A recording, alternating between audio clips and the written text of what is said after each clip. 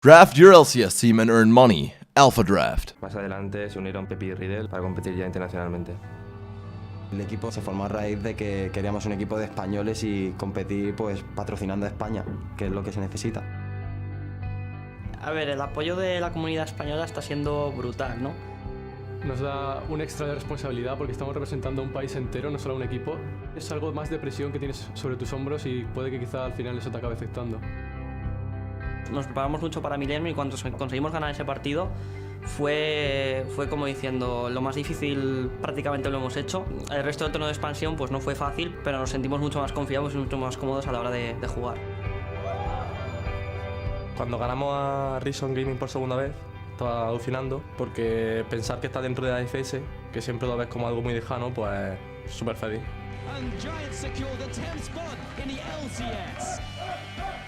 Cuando lo conseguimos fue una sensación increíble. Nunca iba a pensar que íbamos a llegar hasta aquí. No partimos como uno de los equipos favoritos, de hecho todo lo contrario, pero eso yo creo que incluso nos motiva más porque como vamos a poder jugar muchas más horas, pues yo creo que podemos dar una sorpresa en ese sentido. Buscaremos intentar mantener la plaza. No buscamos tampoco ser el mejor equipo, pero aguantar yo creo que sí podríamos. Que nos recuerden pues, como un equipo que está junto, tanto cuando perdemos como cuando ganamos, que también se vea que hay nivel en España. Giants quiero que sea recordado como el equipo que representó a España en la LCS y espero que con mucha honra y que la gente de España esté orgullosa de nosotros.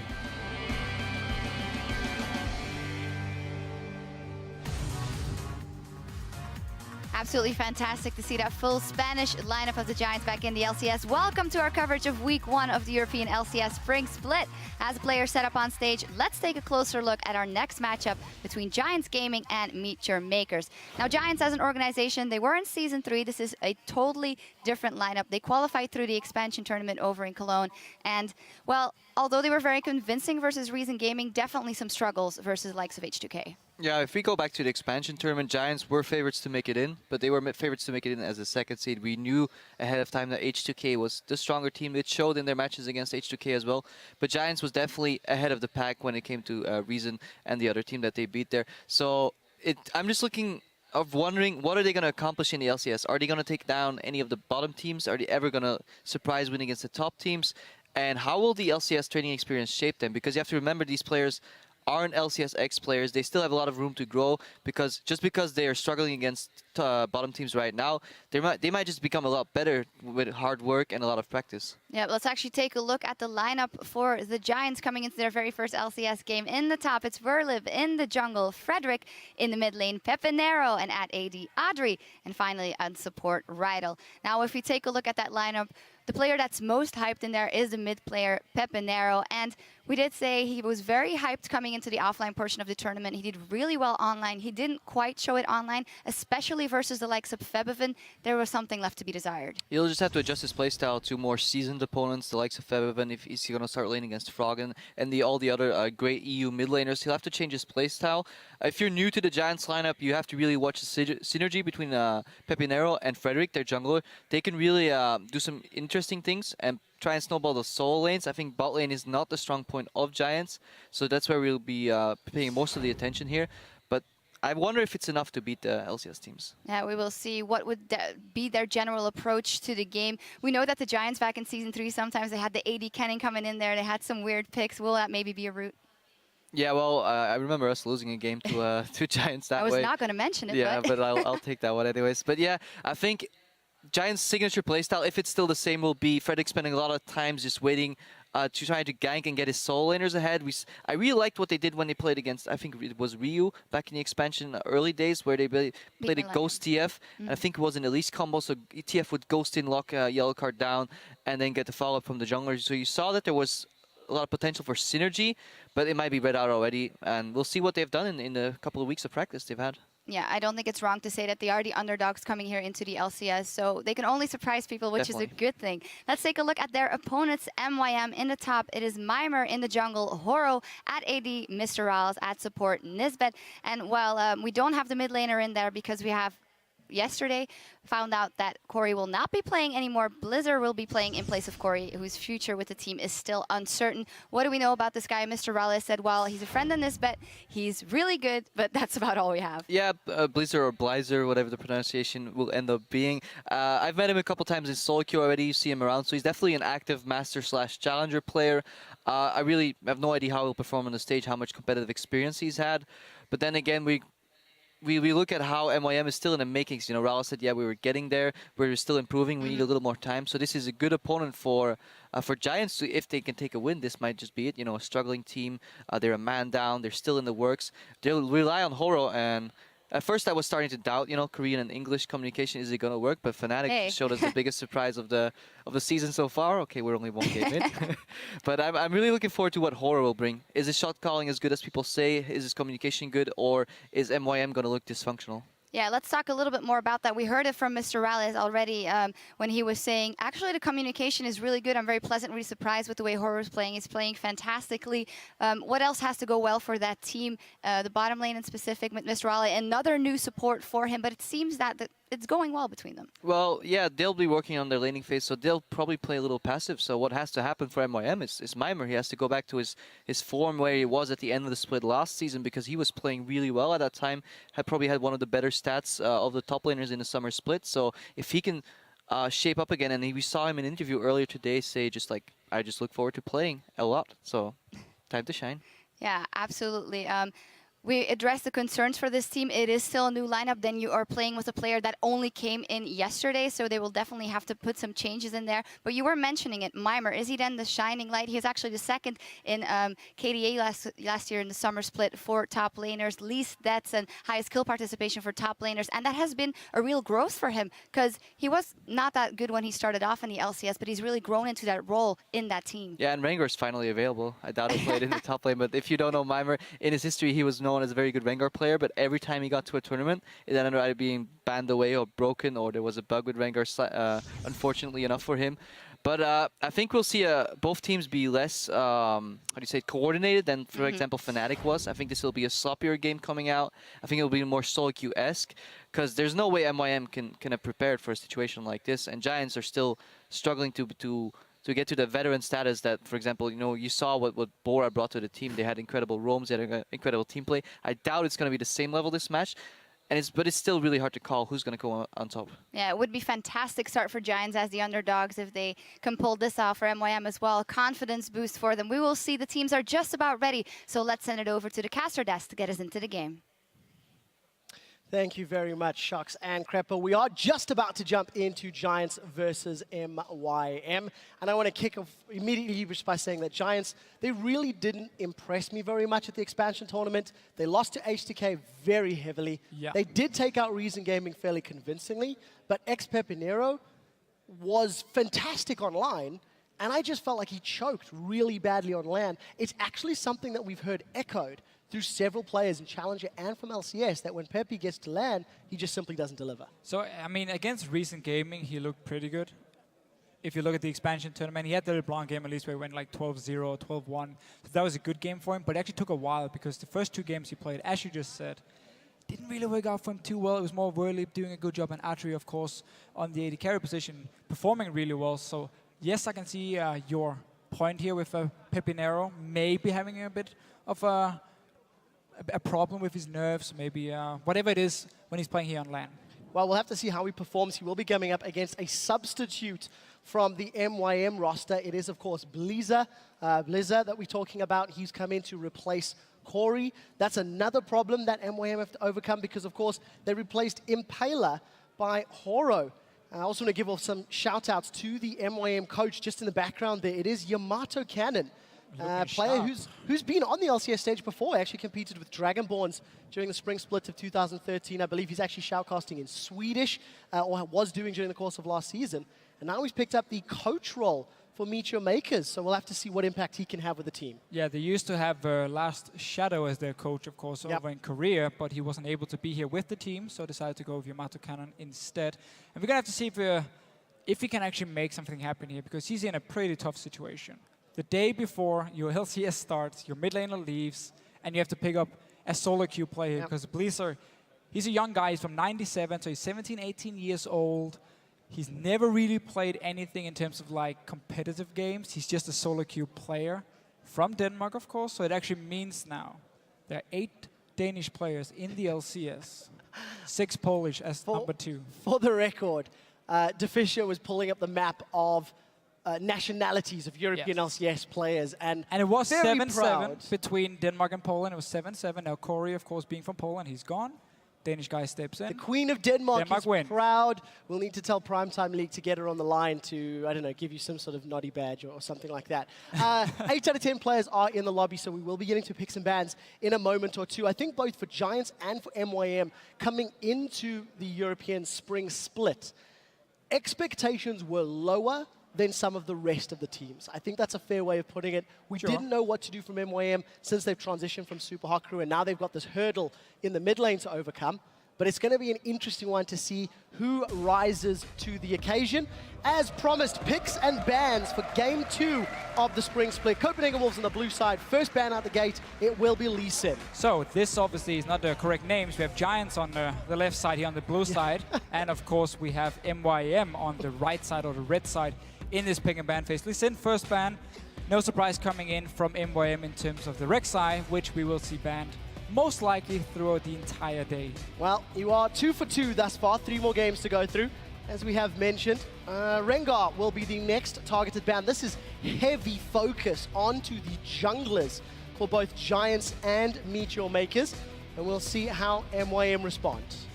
So, Giants here knowing that Horo has actually been acting as the shot caller and one of the leaders on MYM, and therefore they start target banning him. We don't actually know in terms of scrims how big of a champion pool Horo has. When he used to play, I mean, there was actually a lot of release from him when he played back in Korea. For now, though, Lee Sin being banned away, of course, one of his main champions as well. And the Rengar, which we saw Rainover play just before, and doing a fantastic job. Yeah, that's definitely the case. Once again, slow picks and bans starting off the gate here between Giants and MYM. We will keep you updated with the bans. It was Azir for MYM as their second. The third and final ban from Giants is Janna. And MeetYourMakers are running down the clock for their final ban. Yeah, look at the last game we had here. Azir was actually open, and he wasn't picked by any team. Now was open as well, wasn't picked either, which is a little bit surprising, seeing as they've been considered 2 of the best picks and almost constantly banned in both Korea and China, leading up to the LCS starting here. Once again, Nar is open, Lissandra is an option as well, if Giants wants to first pick it. Well, just to mention the last ban from MYM, it is Jarvan the 4th. So you'll see that updating in a moment. Rek'Sai, Jarvan, and Azir taken off the table. My question to you is, the power pony of Hecarim going to see the light of day? Is Elise going to see the light of day? With so many jungle bans, who are Horo and Frederick going to pull out the gates? Evelyn's had some changes on this patch as well. I think you have to ask the question, who are they going to pick? It's a first pick Thresh for Giants. Once again, time is being run down. Okay, so Giants here aiming for the second, we can say, tier 1 support in Thresh, with Janna being banned away by them, and also trying to target towards Nisbet, who is, once again, he's solo queue support, has been picked up by MYM here, and is actually playing his very first professional game on the stage in our new studio here in Berlin. So they want to target both towards Horo and Nisbet, and therefore also first picking Thresh, even though there's so many good options. Again, Nar, Lissandra, whatever you want for the top lane here, it's up to MYM to choose. You need something where Mima he can carry, that's for sure. And also you need to make sure Blizzard gets on a comfort pick. Ahri would be one of them. He's an assassin player, Ahri Z, that's the stuff he likes. Well, we'll see what he can eventually get locked down. We're looking at the Giants coach for the time being. That is Lozark, helping out the team during picks and bans. You can hear them talking. You could argue longer picks and bans because of the involvement in coaches. Every time the cameras cut to them, these guys are talking away, communicating with their teams. You touched on the fact that the Thresh locked in by Rydell on the side of Giants is not only taking that from Nisbet, but Rydell is a little bit of a one-trick pony. He's played an excessive amount of Thresh, by far his most played, and in my opinion, by far his best champion.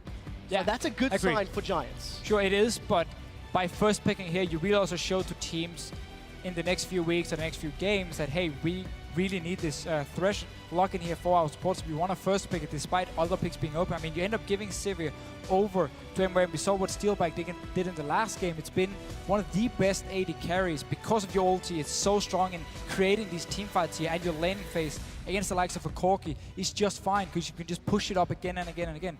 Yes, you lose one-on-one to Graves, but if you just play a little bit passive and just sit back farming, it's okay, and you then focus on these mid-game into late-game teamfights with your ulti instead. Well, we'll find out what they decide to do.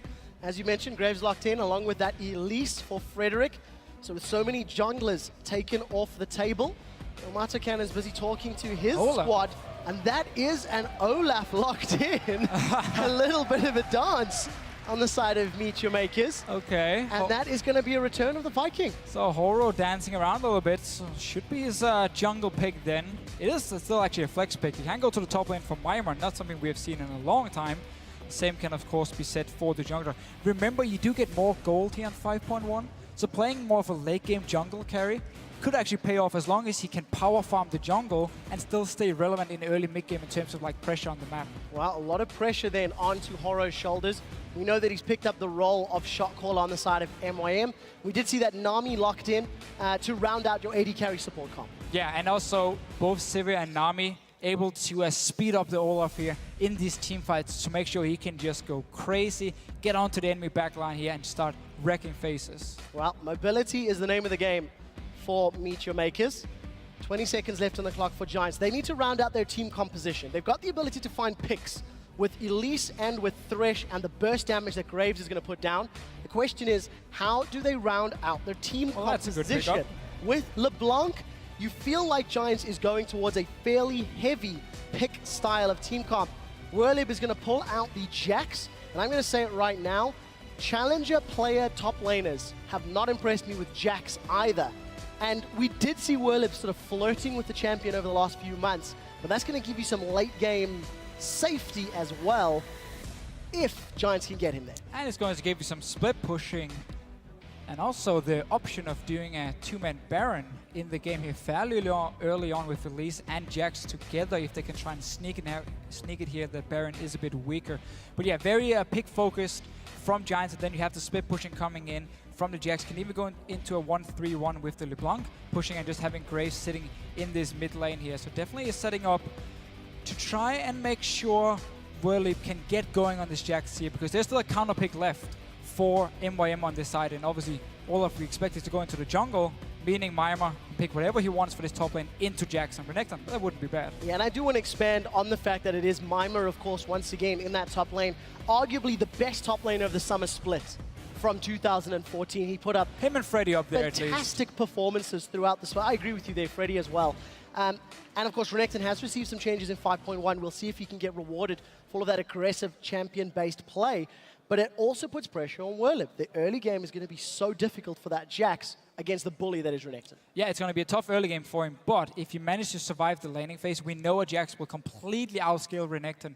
And that's basically it here for MYM. There's a lot of mid-game power, but you will get outscaled going into the late game here. Both the Graves and the Jax, of course, will become very, very hard to deal with. So we're going to have to see some of the same performance that Fnatic pulled off here, where you are playing very aggressive early. You use the Sivir ulti, your high mobility on the Olaf as well to create these picks, get the objectives, and don't let this Jax go to late game. No, definitely not the case. MYM will need to channel a little bit of Fnatic's decision-making and aggressive playmaking with this high mobility comp of theirs. And if they do, they could run circles around Giants in the opening minutes. We will, of course, be asking you guys to vote at home for which comp you think is going to come out victorious. Both Giants and MYM coming into this game, MeetYourMakers, they've got the replacement mid laner. We'll see who's going to work out. It is Bliza, of course, in place of Corey. Let us know who you think's going to win. There's the team comps. They're on your screens. Tweet us at LOL Esports. Use the hashtags GIAWin or hashtag MYMWin. And we'll see who you guys think will come out ahead.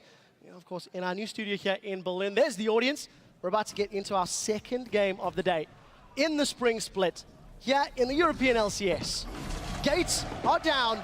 Giants versus MYM. Let's see who's going to come out victorious. And I don't think Giants could have hoped for a better situation here. You're facing MYM in the first game. They just lost their mid laner, made 2 more changes during the offseason here, getting Horo and, of course, Nisbet for the support roles. So we don't really know what to expect from MYM. We actually have to go back to the comps a little bit, because I was talking about how Giants would really outscale, or at least the Jax would outscale Renekton. That is true, but we also have to look at like the Olaf pick here. Elise is one of the junglers who doesn't really scale into late game. She just becomes a tank and a cocoon bot, basically. She doesn't have an ulti, so there's no chance for her to duel someone like an Olaf in the late game. So MYM, it's actually not like they are going to be much worse going into the late game. It's only the Jax they have to worry about. So we might see Horo pay a lot of attention towards shutting down Whirlip early. Well, we'll see how the decision-making falls into place. Not a lot of early aggression this time round. Teams throwing out those wards and setting themselves up for what looks to be standard lanes. No massively deep vision, so nobody expecting those lane swaps. We could see Giants try for a lane swap here to try and save Whirlip, but it seems like we will actually have standard lanes, and he's going to do the same thing he did at IM Cologne, where we had the expansion tournament, where he starts Raptors at level 1 on his Jaxi. He kills them, he gets instant level 2, he goes back to base, buys a second potion or 2 more potions, and then he teleports to the top lane, and that kind of relieves some pressure for him, where Renekton won't just freeze him or push him out of the wave instantly. Well, we'll see if that plan comes into action and if it's actually going to help him out. Almost 2 minutes on the clock, so jungle camps are going to be up. This time around, you can see that Audrey and Rydal are actually starting on the Krugs down in the bottom lane. This is smart by Mimir. He knows Whirlip is starting on the Raptor here, so he can actually walk in and stop Frederick from doing this grump.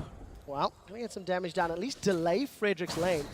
And as you mentioned, Whirlip's going to have that advantage on those Raptors. Minions have collapsed in that top lane, and just a little bit of a bother.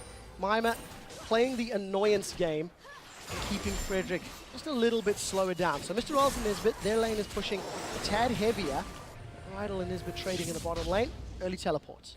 Yeah, so Whirlip here going in, just trying to get level 2 from basically the first minion dying, but Mimir should be able to get the same. Just a few minutes here, so Whirlip has to play aggressive now when he has that level advantage early and try and at least bully Mimir a little bit, maybe force the only potion he's actually sitting on. Well, we'll see how he decides to play it out. Throw eyes to the middle lane. Assassin versus Assassin. There's Pepinero taking on Blizzard. This is, of course, stepping into his first professional game on the LCS stage as a substitute, helping out MeetYourMakers. And we need to see how he's going to handle himself. The lane is going to push back in his favor in just a moment or two. Yeah, and it's such a skill matchup in here. If you can actually predict where LeBlanc is jumping with a distortion and you land a charm from Ahri, you can win the trades.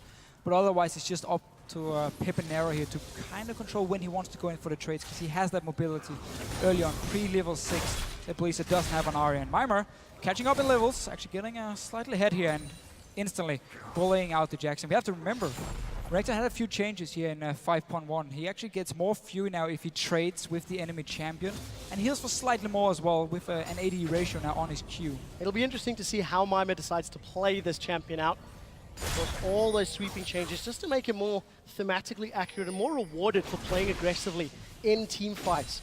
Stacking it up. Whirlip's got a massive amount of minions to help catch up that CS deficit that he finds himself, but Crystalline Flask is going to keep him topped off fairly well. A very, very slow opening few minutes to these games. Both Giants and MYM coming in to prove that they belong in the LCS. MYM, the former Super Hot Crew, you know, they had moments of brilliance last year, but truthfully, they never really reached what felt like their full potential. They always started rolling and had a slew of problems to deal with as the year progressed. Yeah, but they've just never been a stable lineup, a stable team, because support changes constantly. I mean, Mr. Rales has been switching through supports from Mixer in the very start, and Rigo Fela came in, Kasing was there, now it's Nisbet, of course, playing, so he never really found the right support. And let's see here, Frederick coming towards the top lane. Well, easy slice away from Mimir. I think he still had the dice available if it was needed. Frederick's going to be chilling out in the bush, stood right on top of a ward, so Horo's going to be aware of it. I think you're right, 4 supports in 12 months, that is a lot. We'll see how the synergy works in a minute or two. Horo going to step into play. He does eat a cocoon for his trouble, but Frederick changes to spider form. That's a very good death sentence from Rydal. Going to keep Mr. Rolls on the back foot, and that is why we keep talking about Rydal's strength. We'll see if he can keep that up. At Expansion Tournament, he landed a ton of death sentences. Definitely his best champion, no question. That's also why you first pick it, and actually leave up so many strong picks for MYM on the other hand. Mimir now, they want to go for this fight, but there's so many minions and they don't actually know where Frederick is, so they want to be careful, don't want to take too much minion damage and then get counter-ganked at the same time. And Frederick showing himself want to push out the wave here, so Whirlip can go back to base and shop. He doesn't have teleport ready just yet though. We're still staying around. Keep your eyes on the different jungle items. Horo has gone for that Stalker's Blade. Pepinero again jumping into Blizzard, but that was a good charm. That's going to prevent further damage. Blizzard's running out of mana though. And as it stands, it's fairly even in the mid lane. However, Pepinero is slowly pulling himself ahead. This is actually a good confidence game for Pepe, considering he's coming up against a sort of substitute player and he's going to have the backing of a well-practiced team. Very, very true. But actually trading okay Blazer in this mid lane. Again, this is his very first game, professional game actually. And now even here. Danish pride in our holding studio. there to Fischer. Well, we're going to have to wait and see how he performs. Oh, you can't jump on a bandwagon. Come on. You're either proud or you're not. That's what I did with Björksen. I didn't support him at the start, but then it turned out to be really good. Yeah, I remember the quote. It was, it was quite famous around these parts. He had that one coming. He had that one coming. Yeah, well, he definitely shone once he eventually joined the LCS. Giants and MYM continue to just stick in their lanes. Horo and Frederick have shown their face in the top lane, mostly to wave, throw some high fives around and keep chilling. Mima now comes back to lane. He's got the pickaxe. He's got the longsword. He'll be coming up against the double Doran's blades of Werlieb. And a tentative passive start from these teams. I think you can sort of feel the tension that these squads have on their shoulders right now. Yeah, and Horo once again, he's staying towards the top side. Oh, but he's actually flashing in. That was a flash forward. Spirit rushes up. Ignite was ticking away. And we do see Pepinero manages to get out safely. Going to have the support of Frederick alongside him, but aggressive play by Blizzard here. He gets control, but he loses absolutely everything. He loses everything, and Pepinero keeping it very, very cool. No flashing here, just distortion away, jump back again, and juke him around here. So definitely a small win for Pepinero in this mid lane. And instantly as MYM, they want to take control of this top side of the map because they want Horo to be able to run to the top side and dive onto Werlieb if he's pushed down to his tower. And that's also why Giants instantly respond, try and clear out the pink walls and make sure they can always see where Horo is going. All right, we'll see if that's going to help them out. Going on to the 8-minute mark, and neither of these junglers having any sort of impact. This has to at least favor Horo's Olaf somewhat. Got himself a couple of CS. He's not been bullied. Oh yeah, he's massively gone out around. He's very, very happy with the comings and goings of the Giants jungler. Frederick has been bullied quite often. I mean, Mima, starting from very early on when Mima interrupted his Gromp and just sort of Horo sort of counter-ganking as well. If Horo can get to his late game point as well, I mean, he will be able to just run in at Adri here on the Graves, and there's nothing that can stop him. He has all the speed ups he needs. Didn't even have to run Ghost because he has Sivir on his team, even the Nami, providing even more movement speed for him, so he could run the Flash. And just been happy sitting and farming, getting his level 6 very, very soon, and then we can see some action happening. Well, we'll see. You know, we're talking about Pepinero, and we're talking about Werlieb from the expansion tournament, and Werlieb really stepped up. Pepinero, he wasn't the same carry that he was during the online stages of the tournament, as we've already mentioned, but to contrast Werlieb's numbers in his wins against Reason and his losses against H2K, he went from a 4.7, oh, we'll get to that in a second, as Mima's going to be in trouble, forced to throw down the Dominus, and the wet noodle fight turns into a steel concrete fight. Pepinero comes in, Ignite's going to pick it up, but I did not expect him to stick around for the entire kill.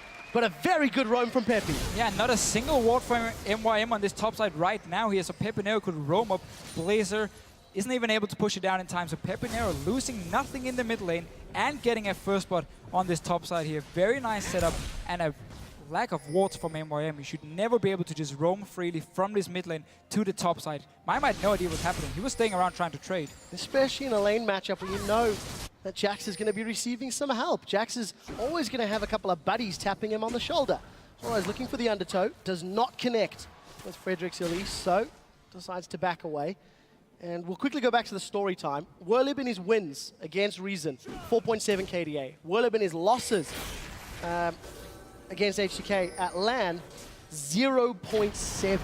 So it really was day and night when he was coming up against a weaker top laner than when he was coming up against a stronger top laner, that being Oda1 But that's also Giants knowing once they have the lead how to actually snowball the game. That's what we saw in the expansion tournament. That's why you get a great KD as well. For now, they started the Dragon here. Mima has no teleport just yet. Werlieb actually ran all the way from base, so he can now teleport back up, pick up all the farm. Nice little setup. Once again, no wards from MYM. And they're just letting Giants move around the map. Massive burst from Pepe. He's stamping authority on this matchup. He's grown the CS to nearly 20, continually keeping Blizz on the back foot. No flash available for Ari yet.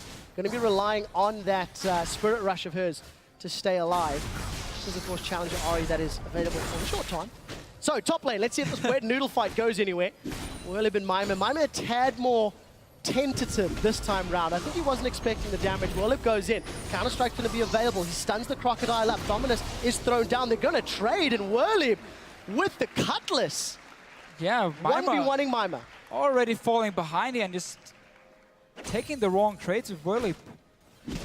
This is not good for him. I know this is a very obvious statement, and yes, getting 2 kills early on is not good, but when you're Renekton pick, which won't really have much of an impact late game other than just being a tank who can run and try and stun a target, that's about it. Against the Jax who can split push, and you have nothing to stop him. I mean, Olaf isn't going to run up and stop the Jax, the jungle Olaf here, so there's nothing to stop Whirlib in the late game. And he's taking these one-on-one fights, and he's just winning them, dodging around all the damage. Mimir overextending, not using his ulti, he started the trade, saving it in the very end, and just ends up dying for it. Yeah, second time that we've seen those fights breaking out.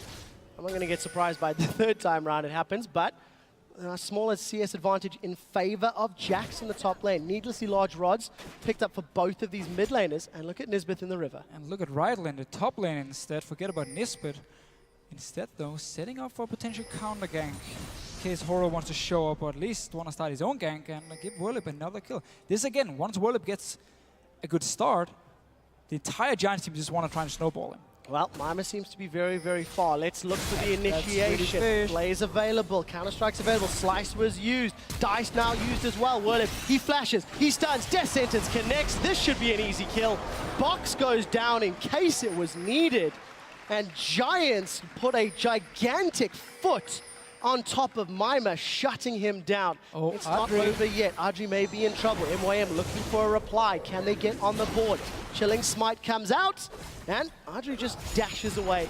Fairly easy. MYM going to get some presence in the tower. Just good timing by Giants here. They actually had the bottom wave pushed up when Rydell decides to recall and then roam up, and he's in the mid lane now. Absolutely everything misses. We don't see any of those spell shots connecting, and Blizzard manages to sidestep. Mr. Rolls will secure the first tower of the game. MeetYourMakers close that gold gap. Eventually, there we go.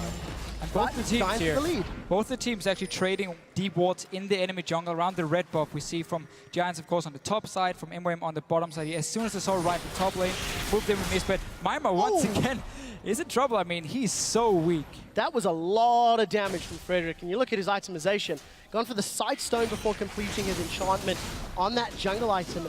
Already able to burst down Mima, of course, with a Chain Vest, no MR to speak of.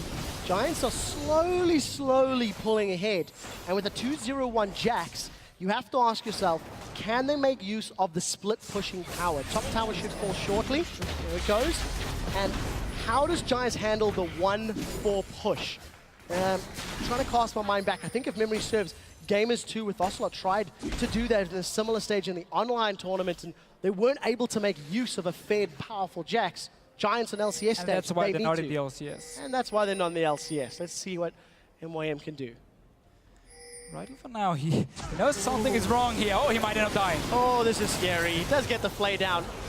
He was way out of position, but look at the rest of Giants. They're going to get some positioning on this mid tower. Trading a support for a tower, I think that's a fair trade at the end of the day. Giants will be happy with the global goals. The Giants always just one step ahead here, moving in onto Blizzard. Oh, Pepper flashes for that one. The root goes down. We see the spider come in, sinks the bangs, and that's a kill. Audrey from downtown with collateral damage. Red buff, the Brambleback still bashing away the back line. Here comes Whirlib. Exhaust is out, but he doesn't have the support to his team members, and it's a kill. The charm connects, and I think that's going to be them.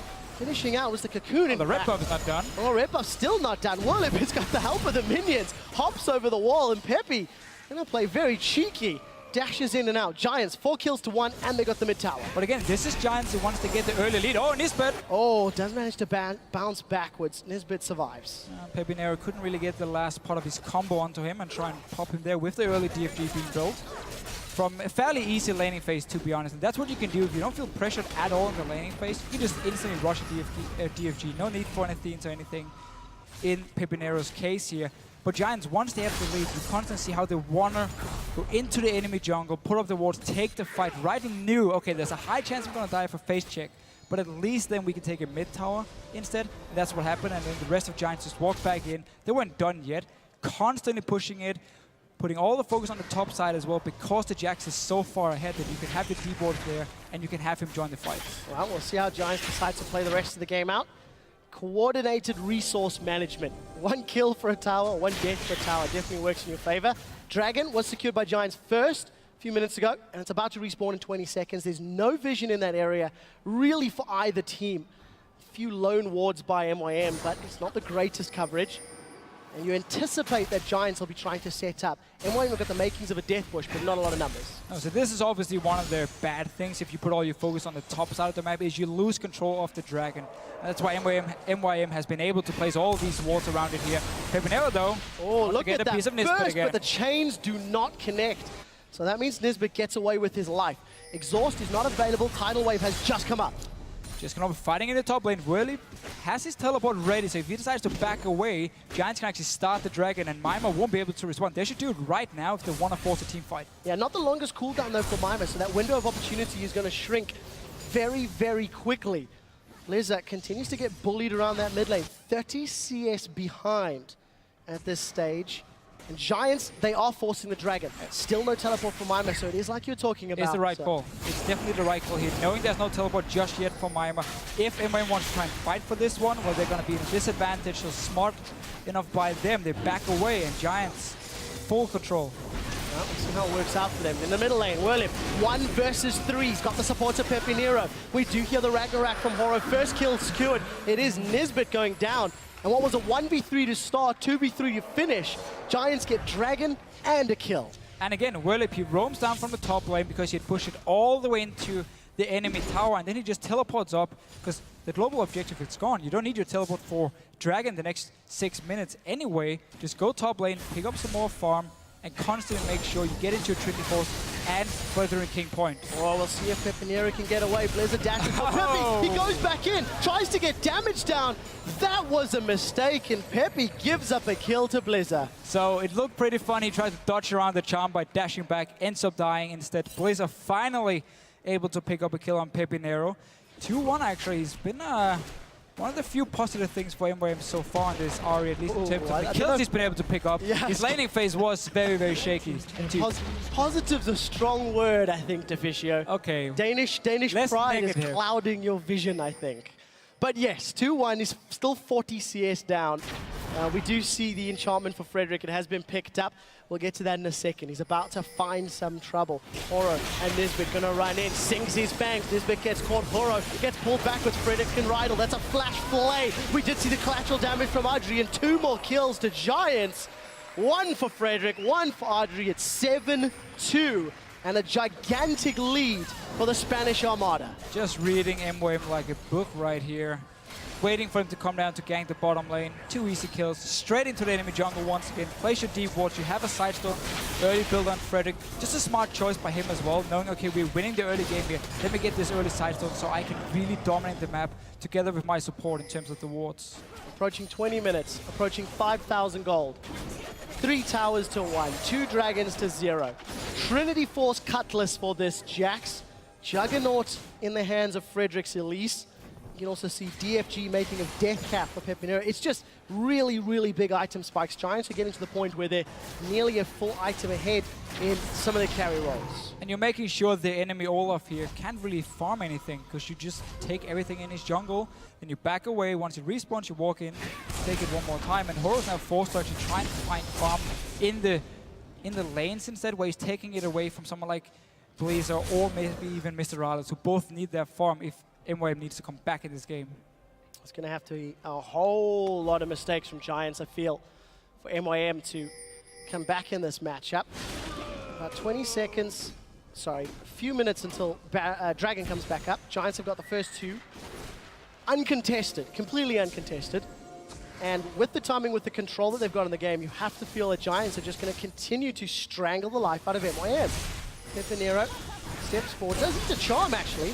Decides to go aggressive and doesn't manage to lock Blizzard down with those ethereal chains. So he gets away cleanly.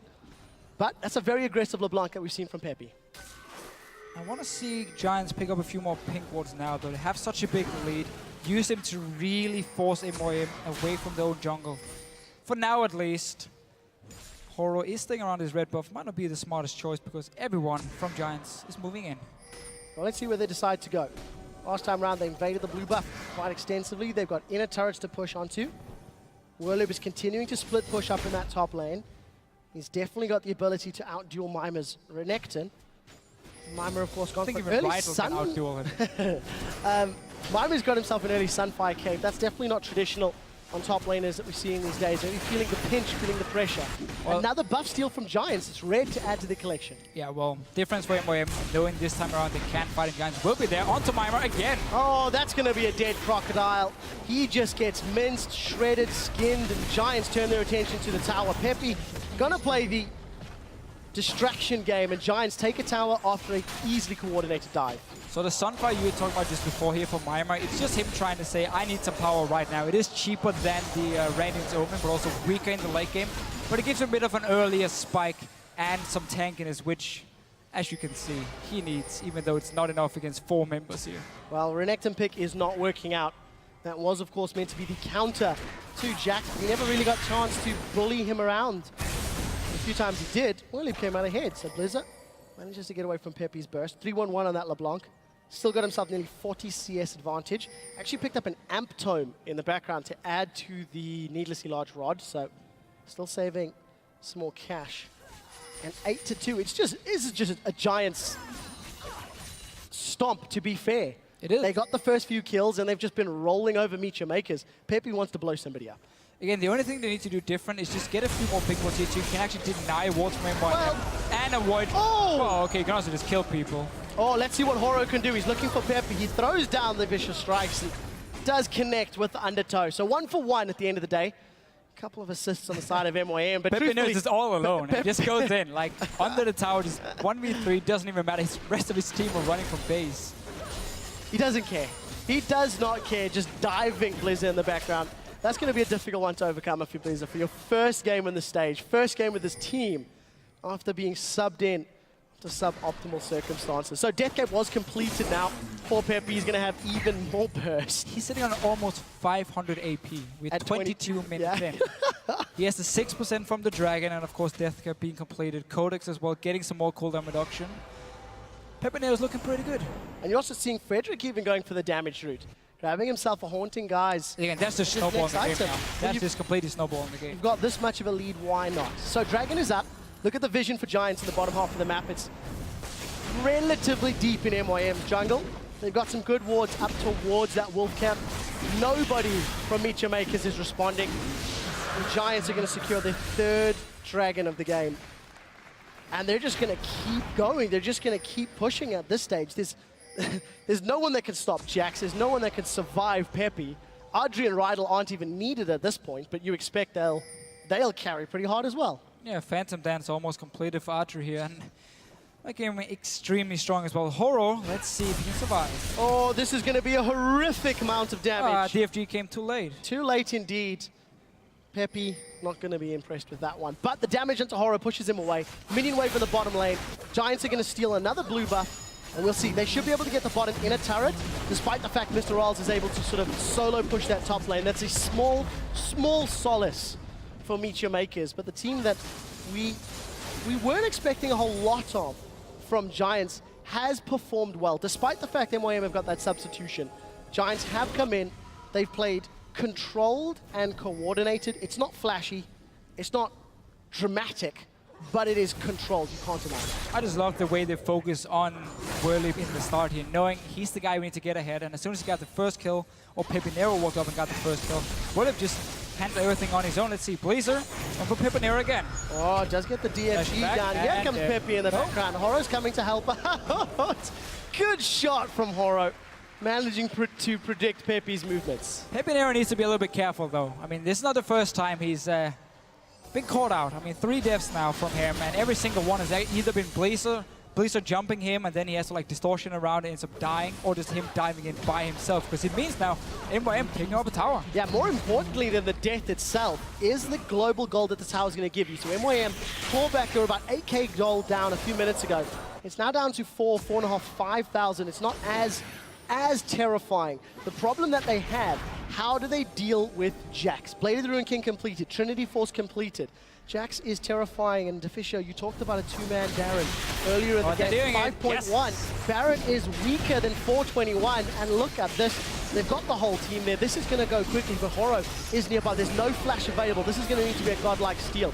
Let's see if he can get the undertow out. Zodiac. 500 and two simple Giants sneak the Baron at 25 minutes. I really like this play here. They see MYM pushing down the mid lane, and then all 4 members after killing the tower walk to the bottom side of the map, and instantly Giants, 2 pink wards, walk straight to Baron. You know you have the Jax with Blade, you have the Elise as well, and you just start it. You don't even care, you don't think, you just go for it, and it works. And Horo staying alive. Oh, look at the damage in Horo. They've got Blizzard. He's now dead. The tower will fall in a second as it does. The rest of Giants continue to push. Remember, they've got Baron buff, so their minions are going to be super effective. Frederick lands a cocoon into Nisbet in the background. We do hear Siv's ultimate get thrown down, but it's not going to be enough for MYM to do anything but defend their tower. Audrey is not bashing away on the tower just yet. Peppy jumps in. He blows Horo up. And that's a dead Viking. Giants waiting for more minions. Look at the top. They can rotate if they want to. Peppy dashes forward again. And Giants are looking to strangle the life out of MYM. No need to rotate to the top in here. Just take down his mid turret, or he takes some more kills. That's going to be a dead Mima. Whirlip flashes forward. That's a double counter-strike. Double kill. Gonna close it out for the triple. Inhibitor turret is down. And that's how you get a good fall. KDA. There's still minions pushing forward. Giants, what do they want to do? Where do they want to send their targets? They're pushing onto Nexus turrets. The burst onto Blizzard is huge. Nexus turret number 1 drops. Nexus turret number 2 is being focused down. 27 minutes on the clock. That's going to be another stun for Whirlip. He gets dropped in the background. It's too little. It's too late. Giants are looking to put a gigantic stamp on the win. They get the Nexus. They win their first game of the European LCS. And what a game. Such a good performance here. Knowing from the start, okay, we're going to camp top lane. We're going to help out Jax here. Give him the lead he needs. And then Whirlip, he just ran with it like he dominated Mima. The top laner we talked about, who surprised us the most last year in the summer split. Mima stepping it up big time. Whirlip here on Jax, destroying him. Pepinero, of course, in the mid lane. Had a fairly easy time laning-wise against Blizzard. Did get caught out a few times. Happens. I mean, you want to really try and impress some people here at the start. Pepe was pulling out a few swag moves there throughout the game. You got to give some credit there. Tofiscio, coming into this week, you were getting nervous about potential game times, and we've had 2 relatively quick, controlled wins. Teams in the EU LCS look like they can close games. Hell, it's not a big sample size, so maybe I'm getting too excited. 2 games. But it still counts. It still counts. We saw the early Baron, and that's what happened here in 5.1. Because the Baron is so much weaker, if you have that big of a lead early on, you can start it. The enemy team can't really react in time and go and stop you, so you pick up the Baron, and that's what Giants use to just push all the way down. You couldn't do that before when the Baron was a lot stronger, because you would get dropped fairly low. There's a chance the enemy team coming in and killing you, and kind of giving them the lead, or at least open up for a comeback. Now this time, Giants saw the chance, went in, killed the Baron. Again, you had the Jax. Won the game. Beautiful. 3 to 4 minutes from the time they started that Baron to finishing the game out. They found the picks they needed to, landed the skill shots they needed to, and a lot of praise has to be given to Whirlip's Jax. He got a good number of counter-strikes in multiple members of the team under those towers and just shut down the entire MYM squad. Just a great game, and it was the champion he used in the expansion tournament. Yep. It was actually banned away in one of the games as well by Recent Gaming because they were too afraid of him in the end. I remember Kuban playing Nara into it, actually losing the laning phase and just saying, you know what, let's just ban it. I can't do anything. But Giants, they show why they have such a good KDA in the games they win. Against teams, I'm not going to call anyone weaker than Giants, but in this case, because they played so well, they looked a lot better. And they know how to snowball it, constantly invading into the enemy jungle, constantly contesting everything from red buff, blue buff, dragon. Doesn't matter. You're going to fight for it. We are in the lead, so we're going to win this fight here and close out the game. Yeah, I think it's not too unfair to say in this matchup they were playing against a weaker MYM because, of course, they had a very, very last-minute substitution. True. We need to see how MYM, bounce back from that. It was quite shocking news that Corey, stepped away from the team. Yeah.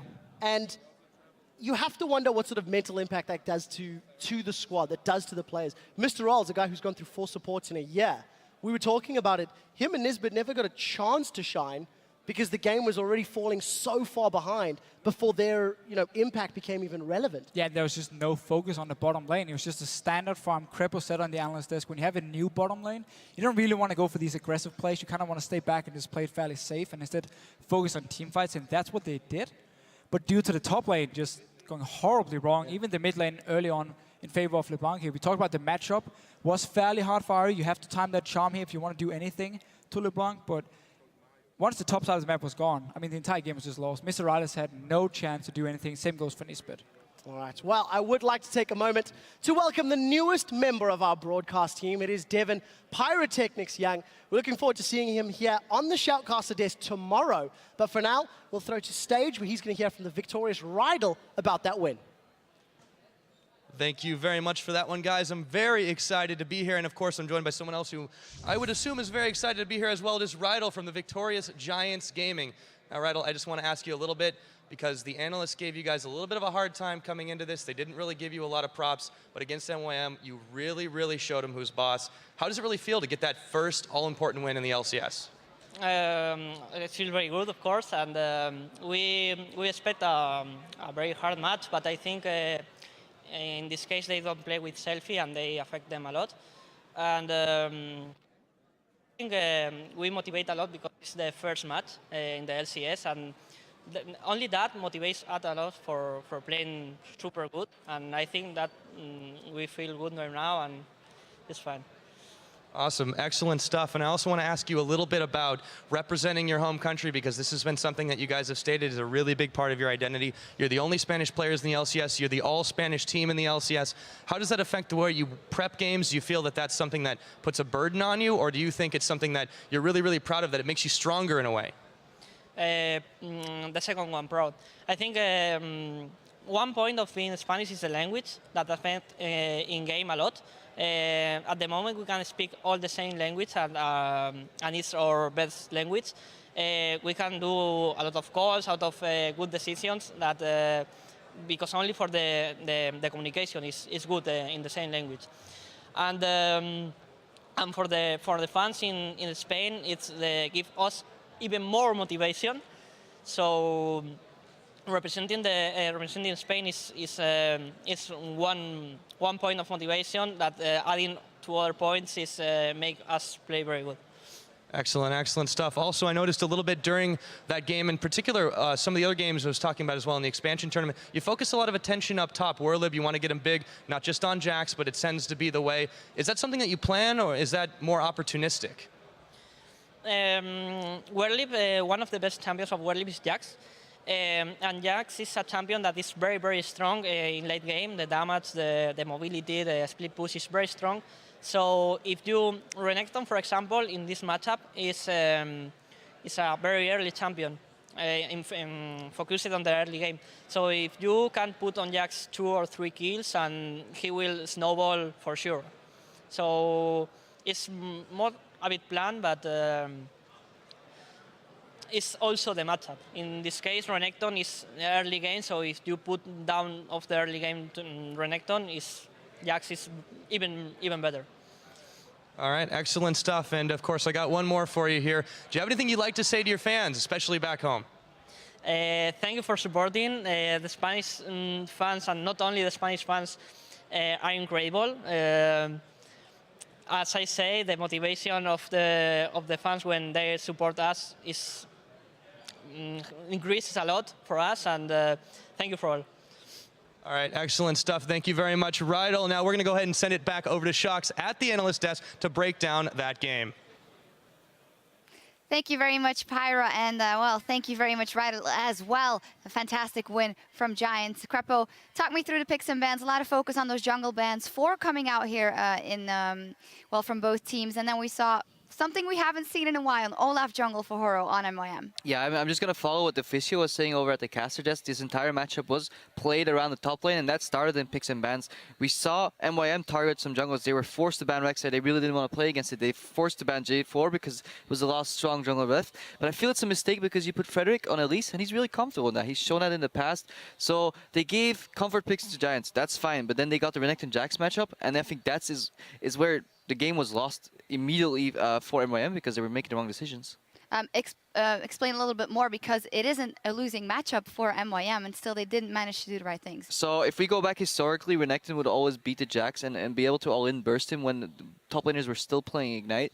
Now it gets a little difficult when you have Teleport coming in, because Renekton can like solo beat out the Jax, but he can't really kill him. That's where you need the jungler to come in and basically snowball that advantage you have. Horo, in the early game, he was completely invisible. We saw Mimer initially, if we go back to minute 2, we saw Mimer invade on the Elise, because he knew Elise would be alone doing the Gromp, because we know in the Jax Renekton matchup, Jax is very likely to start on Raptors, use that level advantage to TP the lane. I would have very much liked MYM to punish them. Why won't Horo go together with Mimer, kill the Elise, screw over the jungle, and then later on snowball and dive the Jax? In the Renekton Jax matchup, the jungler should always be looking to dive the Jax, stack a big wave, punish him when he's trying to get that CS, because otherwise you let him even out the XP, and eventually, if you get behind once, which they did because of Pepinero's roam, because again, in mid lane people were playing tentative, bot lane people were playing tentative. It was a waiting game until the one moment decided in the top lane, if Jax gets ahead of Renekton, this game's over. Yeah, you mentioned it as well. Actually, kudos to Pepinero. He was on one of his comfort champions, LeBlanc, but it does take a lot to win that very first game of the LCS, having the confidence to roam up and make those plays happen. Yeah, you could see that he was basically just playing forward in the lane a little more than Blizer was. I have to give props to Blizer. His first land coming in a strange team. I think around the 7-minute mark he attempted a Charm Flash play. It missed. But I want to just say, like, good on you for trying that, because it's really difficult to come on land. The game is going absolutely standard 50-50. Nobody's doing anything. It's 7 minutes in and he just goes for the flash play. He tried it. It didn't work. Too bad. I just want to give props to him that he actually went for it. In turn, Pepinero later roamed top, killed Renekton, and then from that game, the game was snowballing. Mr. Wallace and Nisbet, we were sitting back in a losing matchup, a sustained matchup in the bottom. They're not going to do anything. I think even Giants could have pressured that a little more. They have Thresh and Graves against Sivir and Elise. They're both short range. They can get flayed. You have Lantern to bring in the Elise on the bottom lane as well.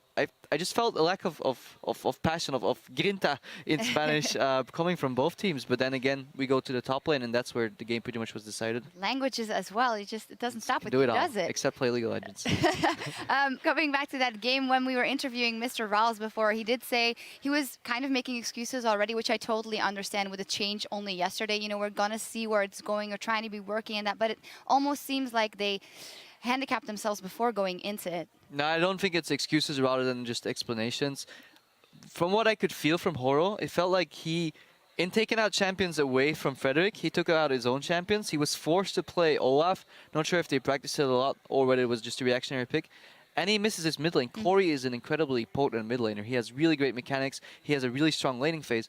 Maybe MYM was used to playing around the winning mid lane to snowball into the enemy jungle and then have the Olaf work. But it just felt like Horo was invisible in the early game. And then once he got behind on Olaf, there's almost nothing you can do to come back. Yeah, definitely have to revise their game plan coming into game 2. On the side of Giants, it went very well for them with their strategy. Were there other elements in their play that would make you think, you know what, there's actually potential in this team to go farther than we might have thought they would? I think Giants did a lot of the things right, but just slow. You know, like they got the advantage, you got the double sides, don't ward up, they rotated, but there was zero pushback from MYM, so we can't judge how they'll actually react against teams that are trying to like counterplay them constantly, right? And they did something which Giants have done before. They've done the Raptors with Jax before, they've done Jax Renekton matchups, they've snowballed it by ganking it a lot and having the other lanes passive and then just having Pepinero try to win.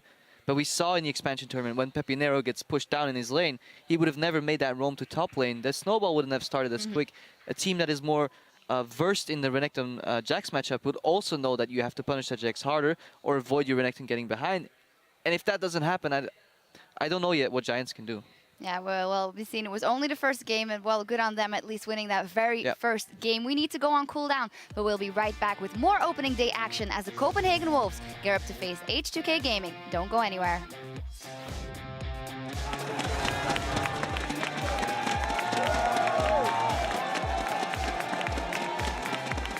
You know, something is wrong here. Oh, he might end up dying. Oh, this is scary. He does get the play down.